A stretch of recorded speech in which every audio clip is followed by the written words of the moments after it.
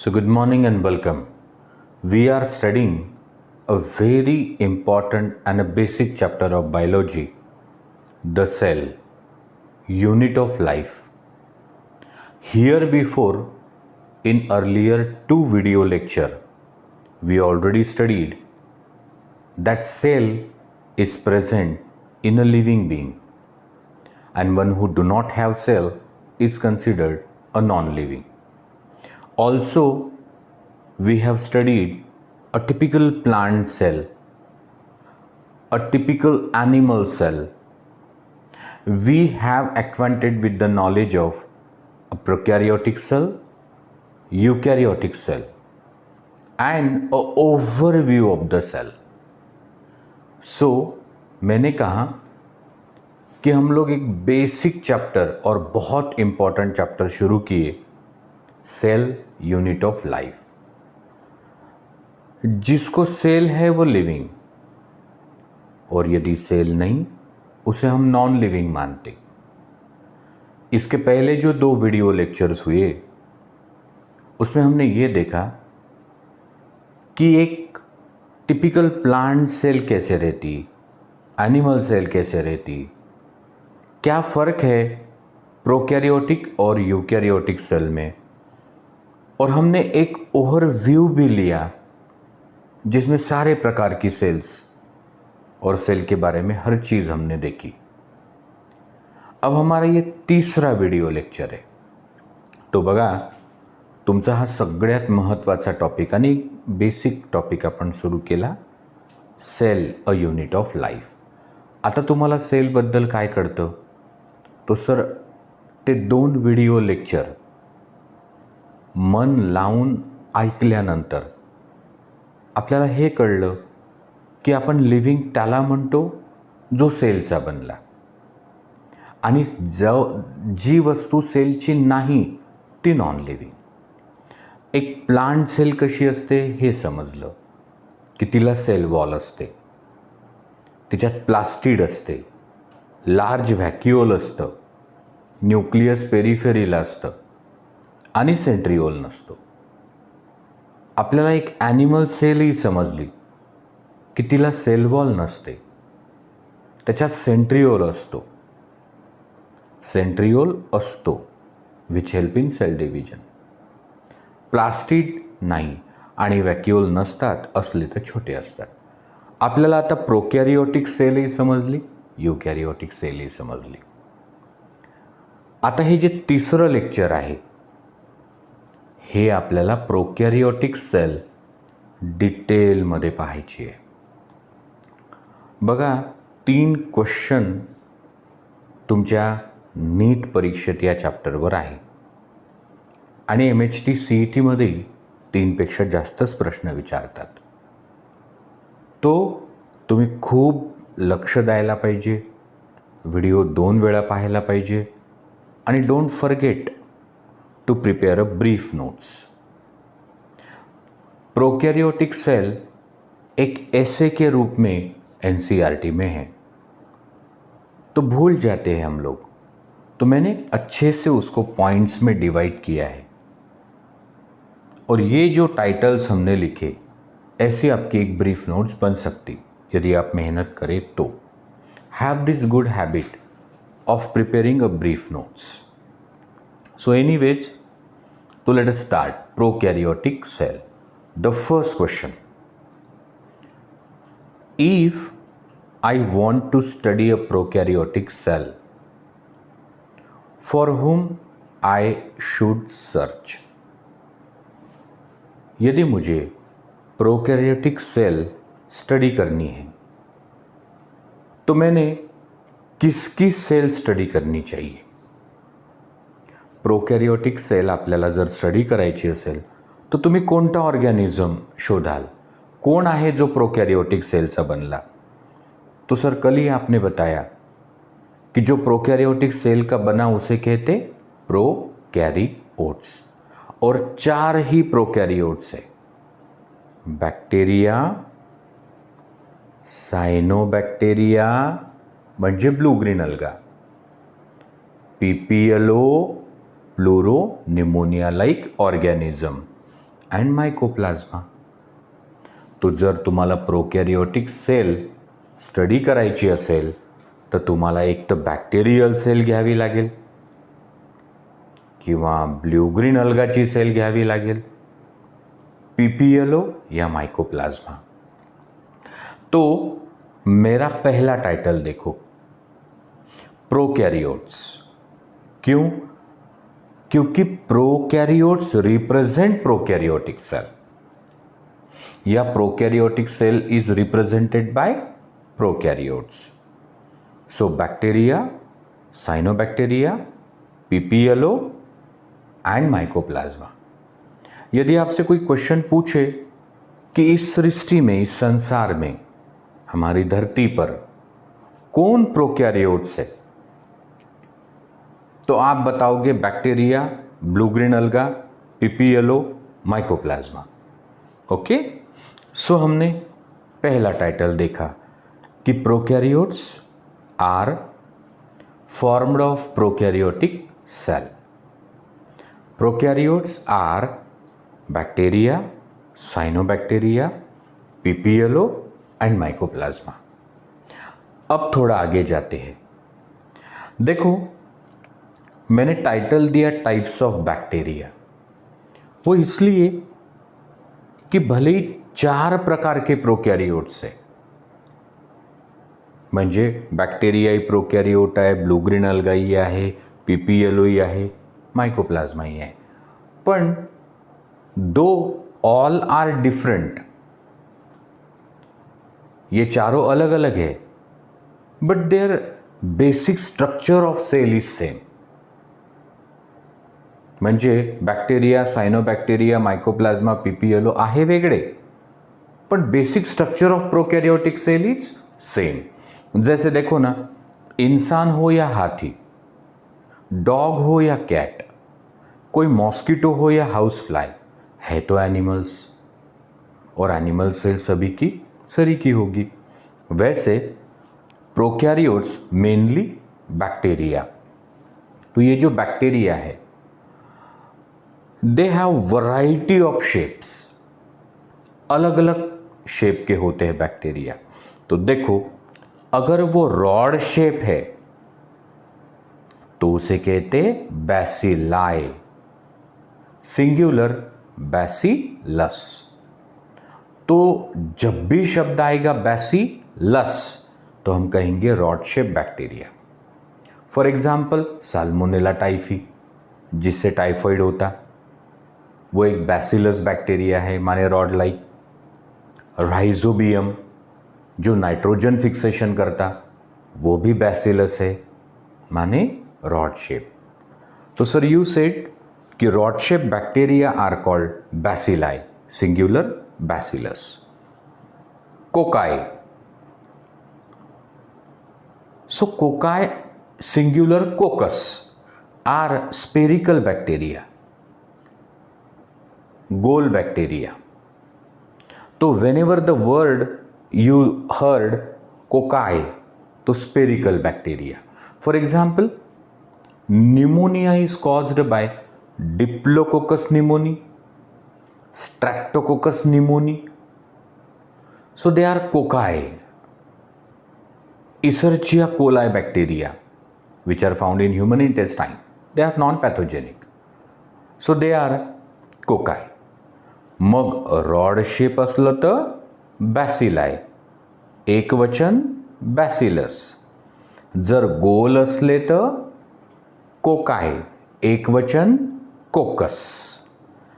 यदि वो कॉमा जैसे है, so if they are like a comma, they are called vibrio. Vibrio.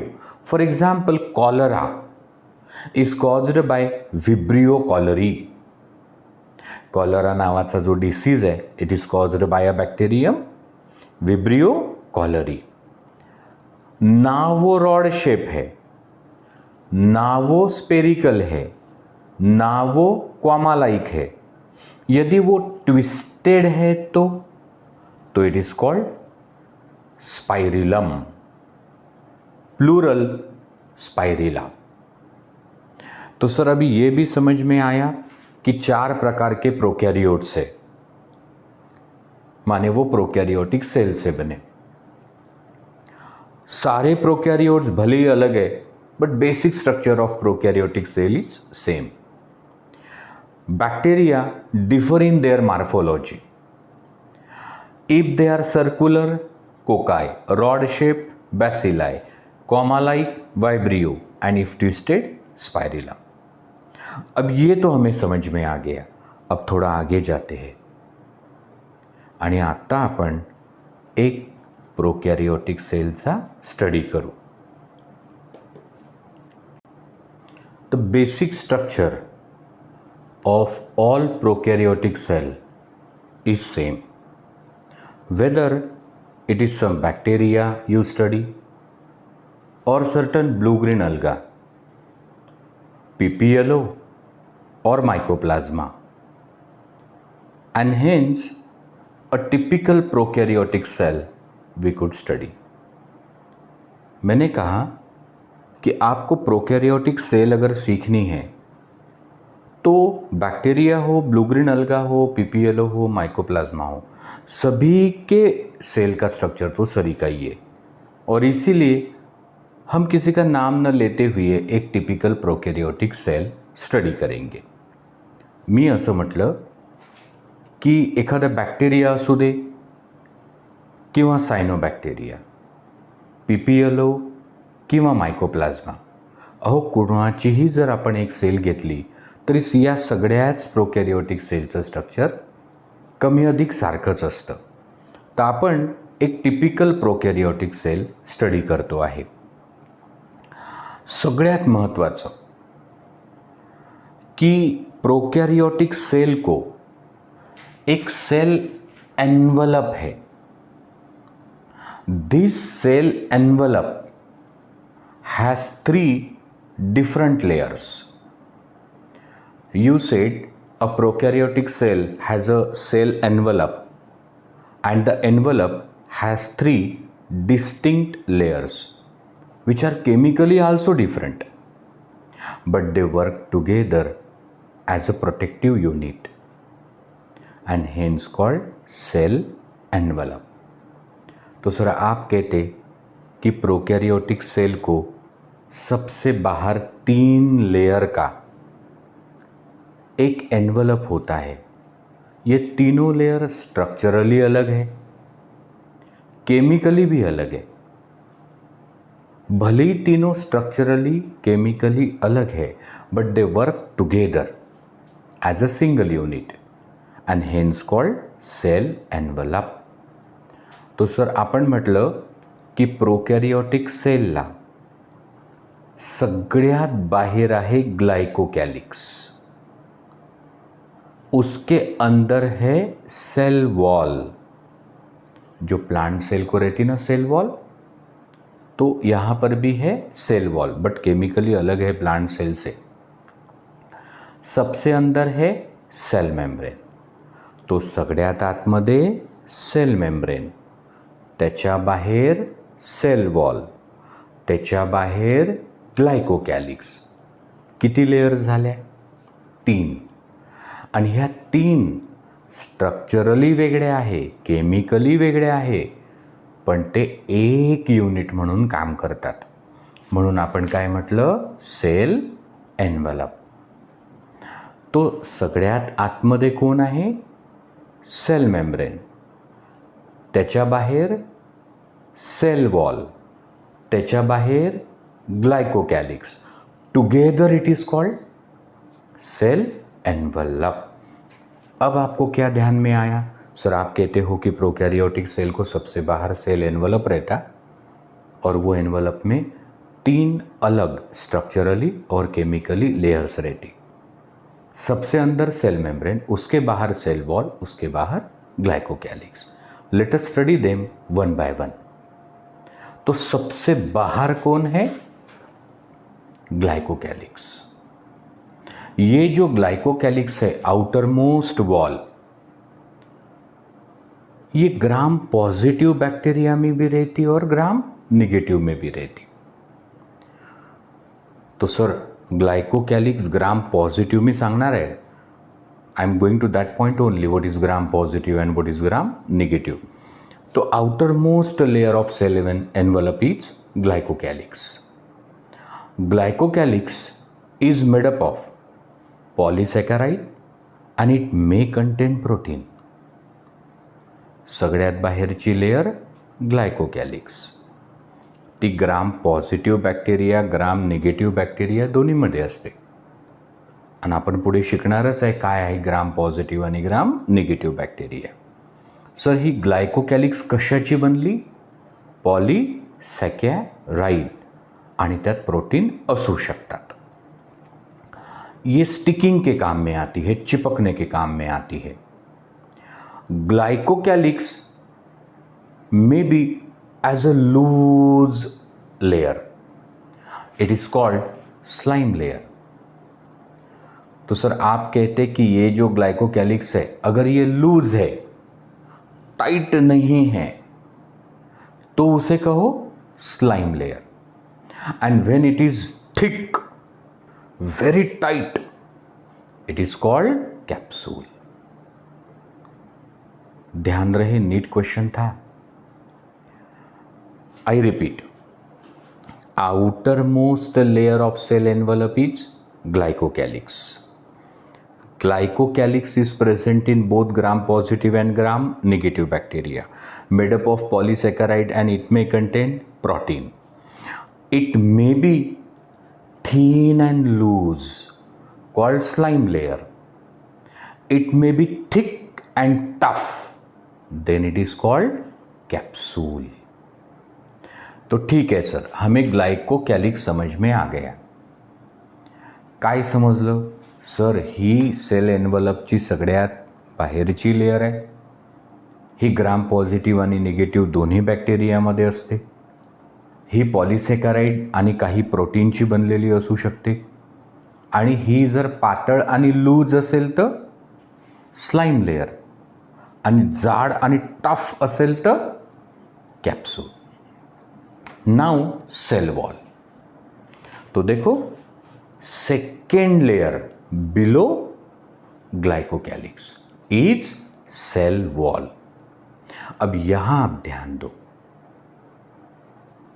जैसे प्रोकैरियोटिक सेल में है सेल वॉल, ऐसे वो प्लांट सेल को भी है, फंगस को भी है.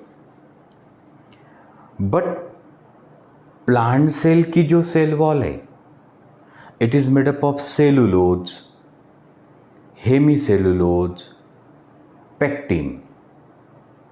देखो आपकी ब्रीफ नोट्स में ये सब आना चाहिए. Cell wall in plant cell is made up of cellulose, hemicellulose, pectin. Cell wall fungus को भी है. It is made up of chitin, CHITIN. Cell wall is also present in prokaryotic cell. अब ध्यान दो, cell wall is present in prokaryotic cell below glycocalyx. It's a second layer and made up of peptidoglycan. Peptidoglycan. तो cell wall is below glycocalyx, made up of peptidoglycan. Now very important point, ध्यान रहे, ये point लिखो, underline करो. Prokaryotic cell has cell wall except mycoplasma. NEET question. तो sir prokaryote जे होते bacteria, cyanobacteria, PPLO, mycoplasma, तो माइकोप्लाज्माला नसते सेल वॉल. अब ये सेल वॉल जो है, इसका काम क्या है?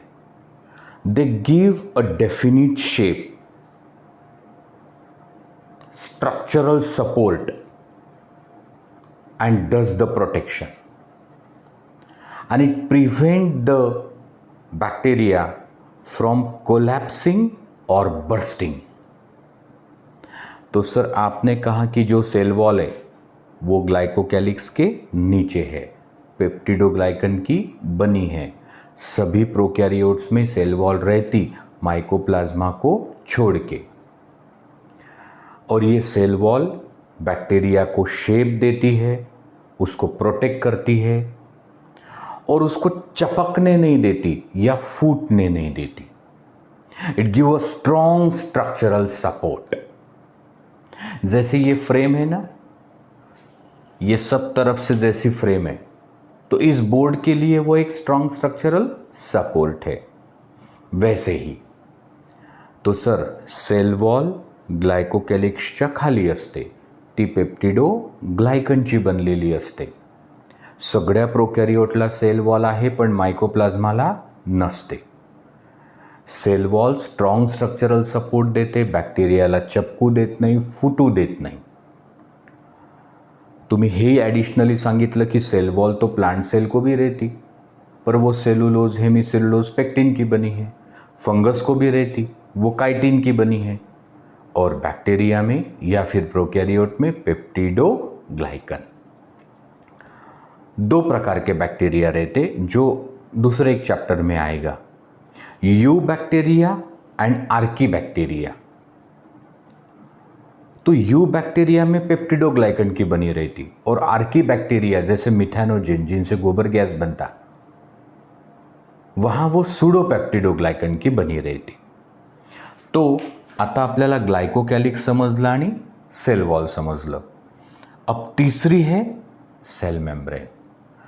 तो innermost layer of cell envelope is cell membrane और प्लाज्मा मेम्ब्रेन।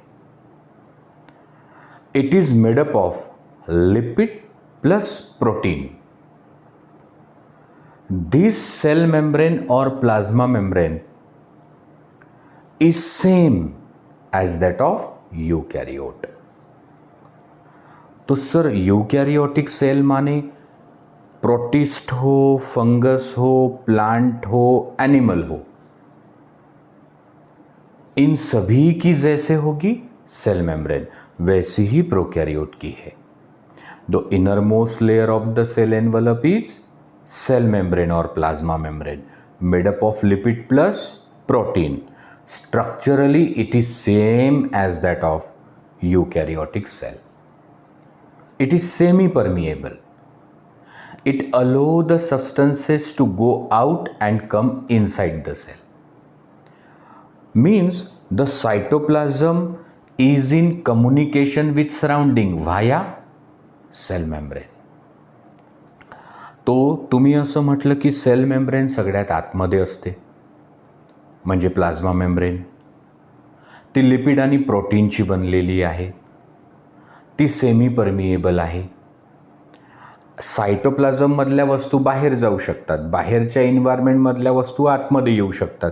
कशातून? प्लाझ्मा मेम्ब्रेनमधून। आणि structure of this cell membrane is same as that of cell membrane of a eukaryote. ये नीट के दृष्टि से ध्यान में रखो कि प्रोकैरियोटिक और यूकैरियोटिक सेल में सिमिलर क्या है। सर राइबोसोम, अर्लियर लेक्चर में आपने देखा कि ribosome is a cell organelle present in prokaryotic as well as eukaryotic cell. अब ये भी ध्यान में रखो कि the structure of plasma membrane और cell membrane is same in prokaryote and eukaryote. तो अब देखो glycocalyx, cell wall, cell membrane, glycocalyx, cell wall, cell membrane. अब ध्यान दो, द सेल मेम्ब्रेन और प्लाज्मा मेम्ब्रेन, सेल मेम्ब्रेन और प्लाज्मा मेम्ब्रेन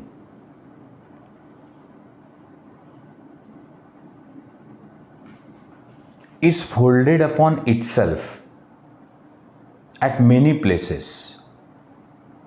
तो सर ये जो सेल मेम्ब्रेन है या प्लाज्मा मेम्ब्रेन, ये अपने ही ऊपर होती है फोल्ड कई जगह, and it forms the special structures called mesosomes।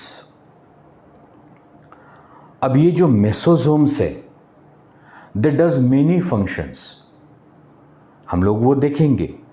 अभी हमको ख़त्म करनी है सेल मेम्ब्रेन। तो आखिरी पॉइंट में मैंने कहा कि it is folded upon itself. कभी वो एक वेसिकल बनाती है, माने balloon,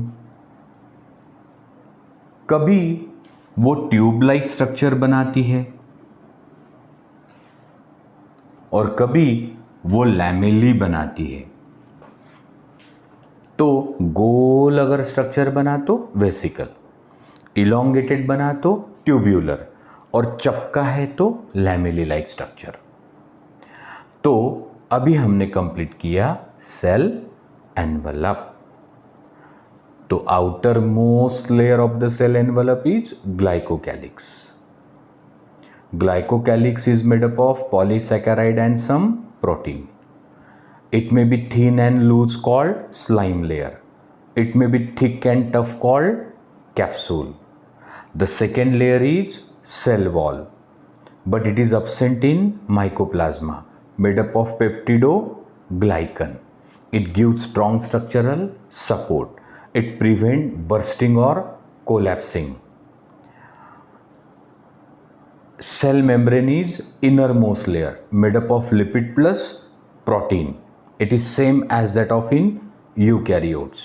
It is semi-permeable. It allows substances to go out and come in. And the cell membrane forms the foldings, sometimes vesicle, tubular structure और lamelli-like structure. अब हम देखेंगे इनर कंटेंट, मतलब एनवलप तो सीख गए, अंदर क्या है प्रोकैरियोटिक सेल के। देखो मैं आपको जोर देके रिवाइज करके इसीलिए बता रहा कि भाई ये जो है आगे जीवन भर काम में आने वाला है। ये सब बेसिक पार्ट है। लाइफ साइंसेस आगे कुछ भी करो, ये पीछा नहीं छूटेगा आपका। तो अभी हम लोग देखने वाले हैं inner content. So as already we studied the cell envelope, let us study prokaryotic cell, what it contain inside now. मैंने कहा कि अभी आप प्रोकैरियोटिक सेल का सेल एनवलप तो जान गए, अब हम लोग उसका इनर कंटेंट देखेंगे। आता आपण प्रोकैरियोटिक सेलच्या आत काय आहे ते बघतो। जैसे हम सभी जानते कि यूकैरियोटिक सेल हो या प्रोकैरियोटिक सेल हो, प्लांट सेल हो या एनिमल सेल हो, major volume inside the cell contain a fluid matrix called cytoplasm. तो इनर कंटेंट में पहले है साइटोप्लाज्म। तो फर्ज करो कि ये जो फ्लूइड मैट्रिक्स है inside the cell, this is cytoplasm. And who is the boundary of that cytoplasm? So it is called cell membrane or plasma membrane, which remains same in prokaryote as well as eukaryote. तो मान के चलो कि this is cytoplasm.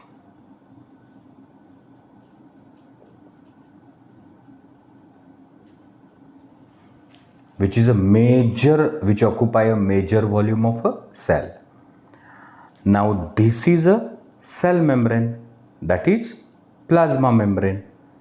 But this cell membrane or plasma membrane in prokaryotic cell has foldings, either in form of vesicles, tubules or lamellae, which are called as मेसोजोम्स. तो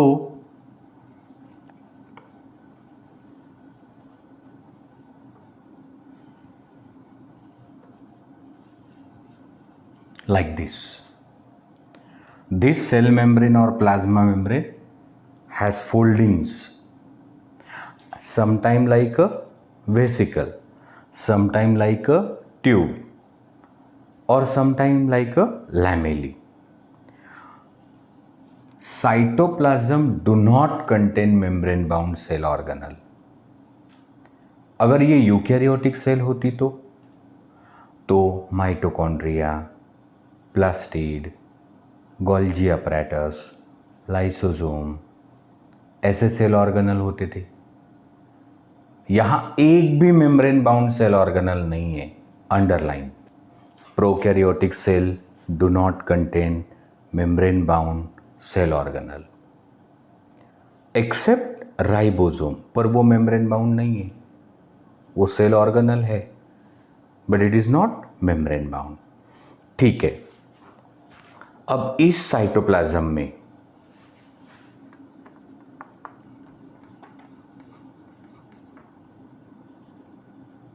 so in the cytoplasm no membrane bound cell organelle, membrane bound nucleus भी नहीं है।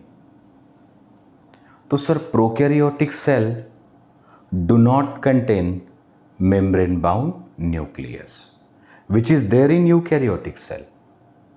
हमने देखा eukaryotic cell के nucleus को, it has a nuclear membrane, nucleoplasm, nucleolus, chromatin network. यहां ना मेम्ब्रेन बाउंड सेल ऑर्गेनल है ना वेल ऑर्गेनाइज न्यूक्लियस है। तो सर मग इथे जर मेम्ब्रेन बाउंड न्यूक्लियस नाही तो genetic material that is DNA कहाँ है? Directly in the cytoplasm and there is a single DNA in prokaryotic cell which is double stranded and circular. Prokaryotic सेलमध्ये जो डीएनए असतो म्हणजे जेनेटिक मटेरियल तो single असतो, तो डबल स्टँडेड असतो, सर्क्युलर असतो and that DNA is called genomic DNA. अब वो जीनोमिक डीएनए इतना बड़े आकार का है कि वो सेल में फिट नहीं होता। जैसे कोई रुमाल है तो ये बड़ा रुमाल है, ये हमारे जेब में नहीं बैठ सकता, तो हम इसको क्या करते हैं? फोल्ड। और फोल्डिंग करने के बाद ही आप जेब में रख सकते।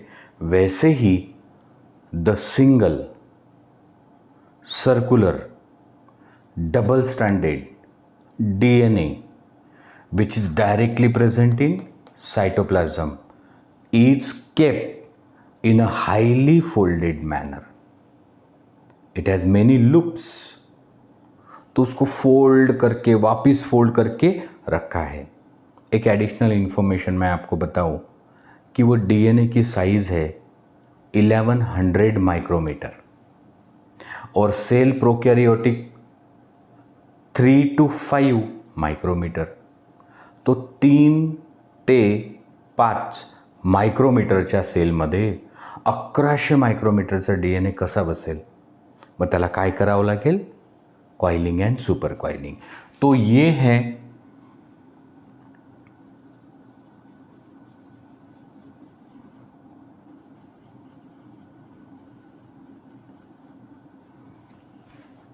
Genomic DNA directly in cytoplasm in a highly folded manner.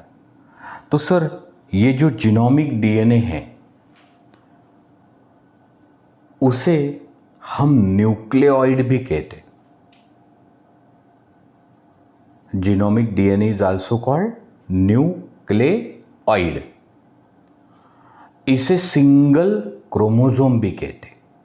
तो जीनोमिक डीएनए या मेन डीएनए या न्यूक्लियोइड या सिंगल क्रोमोसोम। और बैक्टीरिया का जो जेनेटिक मटेरियल है वो यही है, इसमें ही सारे जीन्स है। But some bacteria have additional circular double standard DNA. कुछ बैक्टीरिया में extra additional circular double standard DNA भी रहता, जिसे कहा है प्लाज्मिड। तो पहले हमने कहा साइटोप्लाज्म है अंदर, उस साइटोप्लाज्म में एक भी सेल ऑर्गेनल नहीं है, मेम्ब्रेन बाउंड न्यूक्लियस नहीं है। डायरेक्ट कौन है? Genomic DNA, main DNA, single chromosome. Additional DNA is called plasmid.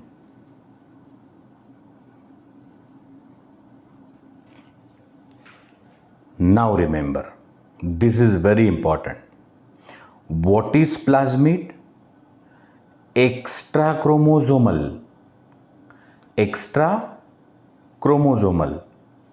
circular, double stranded DNA। Chromosomal DNA के अलावा, मेन डीएनए के अलावा, जैसे गाड़ी को स्टेपनी रहती कि वो कभी काम में आए, तो वैसे ही ये एक्स्ट्रा डीएनए है। तो single, circular, double stranded, extra chromosomal DNA present in a prokaryotic cell is called plasmid. कहते हैं plasmid confer special phenotypic character to the bacteria. तो प्लाज्मिड की वजह से बैक्टीरिया को स्पेशल कॅरेक्टर्स प्राप्त होते हैं। या प्लाज्मिडमुळे या बॅक्टेरियाला काही ॲडिशनल स्पेशल कॅरेक्टर्स प्राप्त होतात, जैसे एंटीबायोटिक रेजिस्टेंट। तो सर आप कहना चाहते कि ये जो प्लाज्मिड है, एक्स्ट्रा डीएनए, इसकी वजह से ये बैक्टीरिया एंटीबायोटिक को रेजिस्टेंट हो सकता? जी, कई सारे एडिशनल जीन्स यहाँ पे रहते, उनमें से एक उदाहरण मैंने दिया, एंटीबायोटिक रेजिस्टेंट जीन वहाँ हो सकता। ये प्लाज्मिड पे पूरा एक चैप्टर है, biotechnological processes and application, genetic engineering. This plasmid is a very commonly used vector in gene transfer. Sir समझे नहीं? यदि इंसान का इंसुलिन प्रोड्यूसिंग जीन हमें किसी बैक्टीरिया में डालना है, तो ये प्लाज्मिड लीजिए, उसमें इंसुलिन वाला जीन डलवाइए और इस रिकॉम्बिनेंट प्लाज्मिड को, रिकॉम्बिनेंट वेक्टर को किसी बैक्टीरिया में ट्रांसफर कर दो। सो यहां वो विषय नहीं है। I don't want to elaborate the thing here because it's a special chapter there in 12th, biotechnological process and application। यहाँ सिर्फ इतना ध्यान में रखो की प्लाज्मिडच्या मदतीनं आपण जीन ट्रान्सफर करतो। आपने बीटी कॉटन सुना है, जिस पे बोलवर्म अटैक नहीं करता। तो क्राई नाम का जीन एक बैक्टीरिया से निकालकर प्लाज्मिड में उसको डाला और उस प्लाज्मिड की मदद से कॉटन प्लांट में वो जीन ट्रांसफर हुआ। So it is used as a vector, vehicle, gene taxi in gene transfer. तो cytoplasm which do not have membrane bound cell organelle, it do not also have a membrane bound nucleus, it contain a single genomic DNA, extra DNA called plasmid। now mesosomes, अभी मैंने बताया कि plasma membrane get folded upon itself sometime to form vesicle, tubular और lamellae like structure. ये जो mesosomes है ना, foldings of the plasma membrane, they are very important. Sir उनका फंक्शन क्या है? सुनो, mesosome helps in cell wall formation. when bacteria undergo binary fission, मतलब एक बैक्टीरिया के जब दो बैक्टीरिया होते, एमाइटोसिस, तो ड्यूरिंग बाइनरी फिशन जब दो नए बैक्टीरिया बनते एक से, तो सेल वॉल बनानी पड़ेगी। तो it help in cell wall formation, DNA replication and DNA distribution. और इसीलिए तो ये जो जीनोमिक डीएनए है वो मेसोसोम को अटैच है, प्लाज्मा मेम्ब्रेन को अटैच है, वो फ्री नाही आहे. तो या डीएनएचं रेप्लिकेशन होईल म्हणजे एका डीएनएचे 2 डीएनए बनतील और फिर उसका बंटवारा होगा 2 सेल में. So second function is DNA replication, DNA distribution to the daughter cell. Also, these mesosomes म्हणजे foldings of the plasma membrane are involved in secretion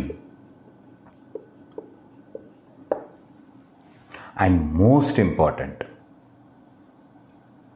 जैसे यूकैरियोटिक सेल में mitochondria is a site of cellular respiration, hence called powerhouse of the cell. Eukaryotic cell have mitochondria which is a site of cellular respiration and it is regarded as a powerhouse of the cell.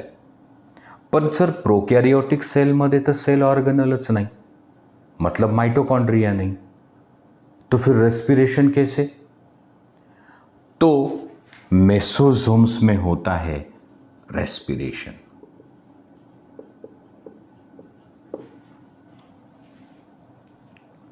So remember the functions of mesosomes: cell wall formation, DNA replication, DNA distribution, secretion processes and respiration. लक्ष आहे? लक्ष द्या. अब आगे चलो. ये special मेसोसोम्स रहते in blue green अलगा.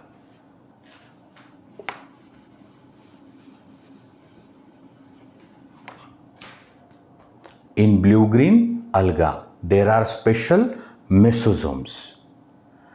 उनमें रहती फोटोसिंथेटिक पिगमेंट. ये नीट क्वेश्चन है. मेसोसोम्स म्हणजे foldings of plasma membrane, and when these foldings contain photosynthetic pigment, then it is called chromatophore. Chromatophores. और क्वेश्चन ये आया था नीट में, chromatophores are meant for photosynthesis. तो जो फोटोसिंथेटिक बैक्टीरिया है या साइनोबैक्टीरिया म्हणजे ब्लू ग्रीन अलगा, उनमें रहते क्रोमॅटोफोर्स. तो आतमध्ये काय काय आहे? Cytoplasm, genomic DNA, plasmid, मेसोसोम्स. अब हमें बात करनी है डिटेल में राइबोसोम्स के बारे में. Now see ribosomes. अब ये बहुत इंपॉर्टेंट सेल ऑर्गेनल है, आप ध्यान दीजिए. First point, ribosome is a cell organelle found in prokaryotic as well as eukaryotic cell. Second point, it is protein synthesis machinery of the cell. जैसे हमारे आपके घरों में कुछ भी चीज पीसनी हो, आपल्या घरांमध्ये कोणतीही वस्तू बारीक करायची असो तो we use mixer cum grinder. आपल्या घरात काही बारीक करायचं असेल तर आपण मिक्सर ग्राइंडरची मदत घेतो. वैसे ही सेल को हमेशा किसी न किसी प्रोटीन की ज़रूरत रहती, और प्रोटीन बनाने की मशीन कौन है? राइबोसोम. और प्रोटीन की इंफॉर्मेशन किसको रहती? डीएनए. तो सर आप ये कहना चाहते हैं कि इंफॉर्मेशन किसके पास है? डीएनए. और प्रोटीन बनाता कौन है? राइबोसोम. तो डीएनए से राइबोसोम के पास ये इंफॉर्मेशन कौन ले जाता है? Messenger RNA.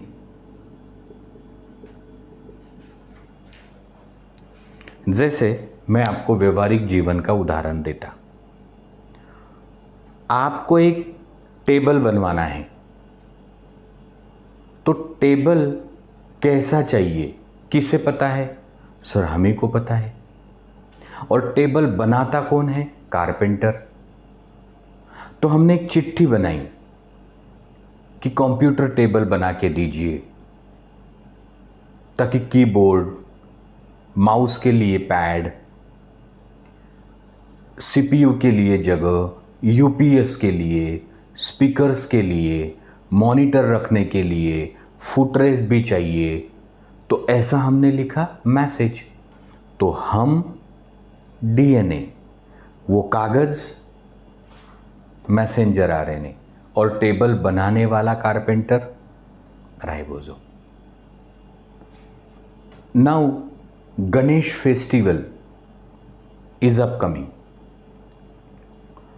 सपोज एक गणपति मंडल है और उनको भगवान गणेश जी की मूर्ति बनवानी है,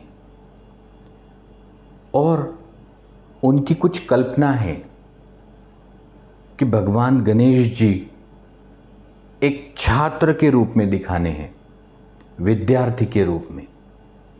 एक छोटे बाल गणेश उनको बनाने हैं कि जो स्लेट पे कुछ तो भी लिख रहे और पीछे एक बोर्ड है।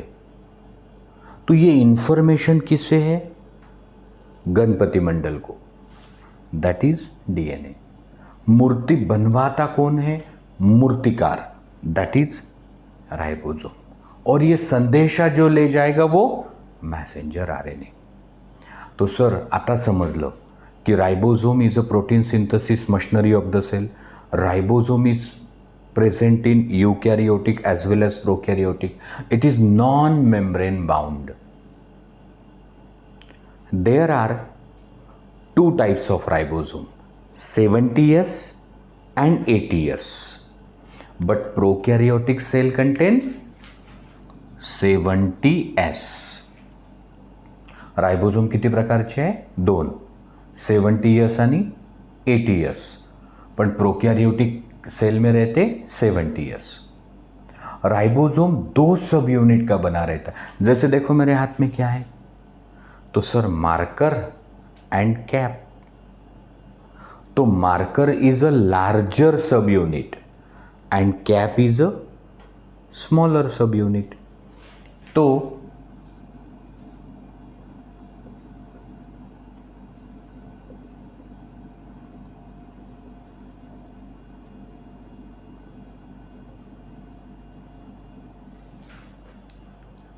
"70S type of ribosomes found in prokaryotic cell have two subunit, 30S smaller, 50S larger, and when they came together it is 70S." अब गलती से ऐसा मत कहना कि सर ये 30 + 50 = 80 होने चाहिए, आप कैसे 70 लिखते हो? आपके इधर 70 होता क्या? किसी के इधर नहीं होता. सबके इधर 30 + 50 80 होता है.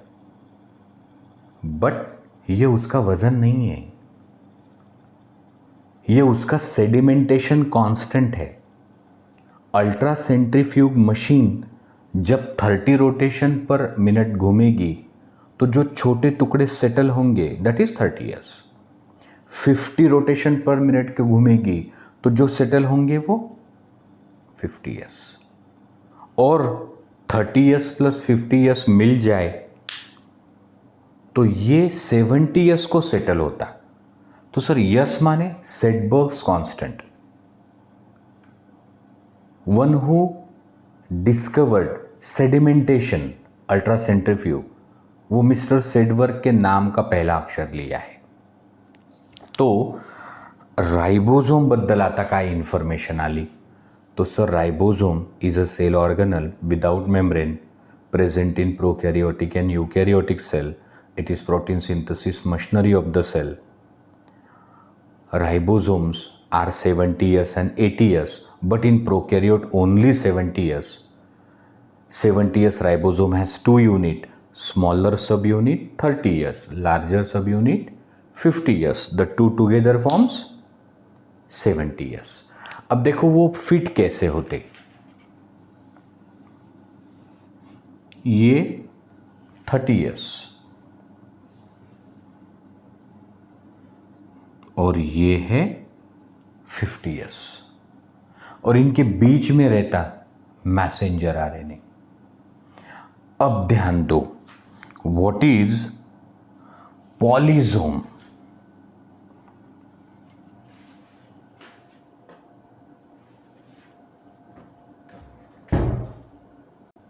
देखो, ये है messenger RNA. What is messenger RNA? RNA that carries message from DNA to ribosome for synthesis of particular protein. It's called messenger RNA. असा RNA जो DNA कडून मेसेज आणतो, माहिती आणतो, कोणासाठी? राइबोसोमसाठी, त्याला म्हणतात मैसेंजर आरएनए। अब ये है राइबोसोम, प्रोटीन बनाने की machine. When several ribosomes are attached, when several ribosomes are attached to single messenger RNA, it is called polysome. देखो, several ribosomes are attached to single messenger RNA, it is called polysome. अब हमें ribosome के बारे में भी समझ में आ गया। Now inclusion bodies, whatever the reserve material is present in prokaryotic cell, it is present in inclusion bodies. म्हणजे जे जास्तीच्या गोष्टी आहे रिजर्व आहेत, तो वो रखने के लिए वहां इंक्लूजन बॉडीज है। ये जो इंक्लूजन बॉडीज है again non membrane bound, membrane bound cell के अंदर कुछ भी नहीं है। So inclusion bodies they keep the reserve material, they are non membrane bound. Inclusion bodies में भी ऑर्गेनिक और में भी inorganic. For example, phosphate granules, cyanophycean granules, glycogen granules. Inclusion bodies are phosphate granules, cyanophycean granules, glycogen granules. But photosynthetic bacteria may be purple, may be green, they have only gas granules. Green bacteria, purple bacteria, जो photosynthetic bacteria उनके पास gas granules रहते। और अब आखिरी part पे ध्यान दीजिए। Now we know the cell envelope, glycocalyx, cell wall, cell membrane. We know that inside there is cytoplasm, genomic DNA, plasmid DNA, inclusion bodies, पॉलीसोम्स।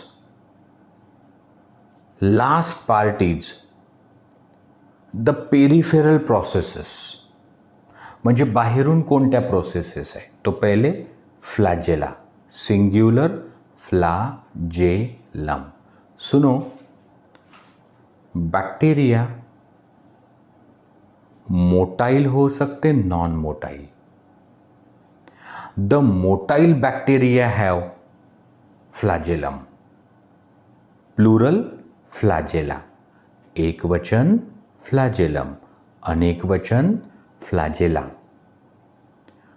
तो सर तुम्ही म्हणता की बॅक्टेरिया मोटाईल किंवा नॉन मोटाईल असू शकतो। जो मोटाईल आहे त्याला असतो फ्लॅजेलम। तो सर फ्लॅजेलम एक ही रहता क्या? नहीं, one to many. So they have different number of flagella and main work is locomotion. Human sperm जो रहता ना उसे भी फ्लॅजेलम रहता. तो सर हा जो फ्लॅजेलम असतो इसकी बदौलत वो लोकोमोशन करता है जी. फर्ज करो कि ये कोई बैक्टीरिया है और ये उसका फ्लैजेला है. So with the help of flagellum it does locomotion. ऐसे ही ह्यूमन स्पर्म को फ्लैजेलम होता है.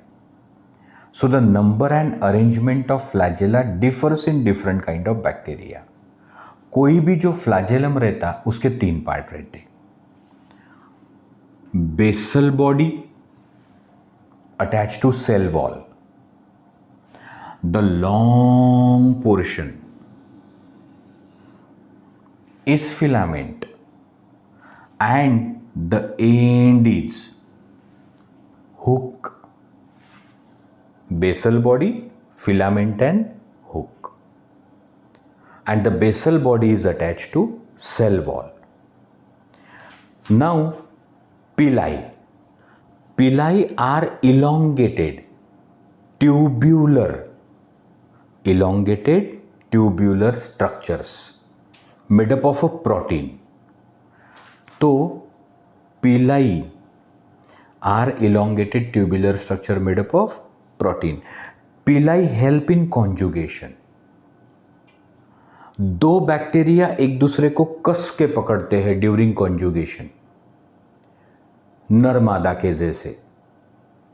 तो जैसे नर मेंढक मादा मेंढक को कस के पकड़ता है वैसे ही दो बैक्टीरिया एक दूसरे को कस के पकड़ते हैं ड्यूरिंग कॉन्जुगेशन. तो pili help in conjugation. Fimbriae.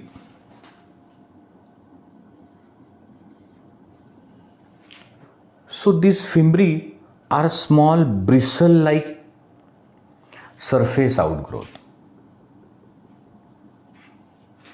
and they are meant for attachment.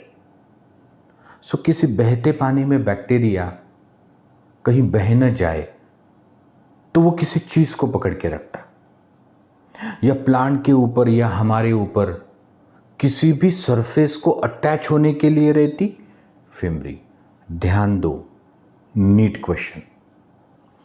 Flagella locomotory structure है. Pili and fimbriae don't help in locomotion. इनका काम लोकोमोशन नहीं है. Pili help in conjugation and fimbriae attachment, holding the certain substrate. किसी plant को, किसी animal को बहते पानी में पत्थरों को पकड़ने के काम में आते हैं फॉर अटैचमेंट. अब ये डिटेल में पूरी हो गई प्रोकैरियोटिक सेल. सो याद रहे, पहली बार देखो, सुन लो और दूसरी बार में ब्रीफ नोट्स बना लो. ये बहुत इंपॉर्टेंट चैप्टर है और डिटेल में प्रोकैरियोटिक सेल हो गई है. आखिरी एक line, what is gram positive and gram negative bacteria. देखो, ये पेट्री डिश, ग्लास प्लेट, और इसमें बैक्टीरिया है. सो क्रिश्चियन ग्राम 1884, क्रिश्चियन ग्राम जो एक बैक्टीरियोलॉजिस्ट थे, 1884 में ग्राम स्टेनिंग प्रोसीजर उन्होंने बताई है. हमें वो प्रोसीजर नहीं देखना है, वो पैथोलॉजी में, माइक्रोबायोलॉजी में देखिए कि क्रिस्टलाइन वायलेट डालते हैं, फिर आयोडीन डाला जाता, फिर अल्कोहल से धो डालो. वो नहीं, हमें सिर्फ देखना है क्या रहता ग्राम पॉजिटिव, ग्राम निगेटिव. सुनो, Christian Gram, a Danish bacteriologist in 1884 discovered a method of staining called Gram stain. Bacteria के ऊपर हमने ग्राम स्टेन डाल दी और अल्कोहोल से वॉश कर दिया. बॅक्टेरियाच्या वर आपण स्टेन टाकली आणि अल्कोहोलनी वॉश केलं, तो जो बॅक्टेरिया स्टेन को पकड़ के रखते, that is called Gram positive, और जिनका रंग उड़ गया, क्योंकि alcohol is a destainer, उससे धब्बे निकल जाते, तो जिनके धब्बे निकल गए वो ग्राम नेगेटिव। तो सर इसका महत्व क्या है? देखो भैया, बहुत सारे बैक्टीरियल डिसीज रहते, डिप्टेरिया है, प्लेग है, लेप्रेसी है, थ्रोट इन्फेक्शंस है, बैक्टीरियल डिसेंट्री है, कॉलरा है। ये एंटीबायोटिक ट्रीटमेंट देते हैं हमारे डॉक्टर लोग। तो पहले जिस बैक्टीरिया का इन्फेक्शन हुआ वो बैक्टीरिया समझना चाहिए ग्राम पॉजिटिव है या ग्राम नेगेटिव है। कहते हैं Gram positive bacteria can be easily treated with antibiotic and Gram negative bacteria are very difficult to treat with antibiotic. तो आता ग्राम स्टेनिंग बद्दल काय समजलं? सर जिन बैक्टीरिया की स्टेन उड़ गई अल्कोहल से वो ग्राम नेगेटिव, और जिन्होंने स्टेन माने कलर पकड़ के रखा, they are Gram positive. Thank you, God bless you.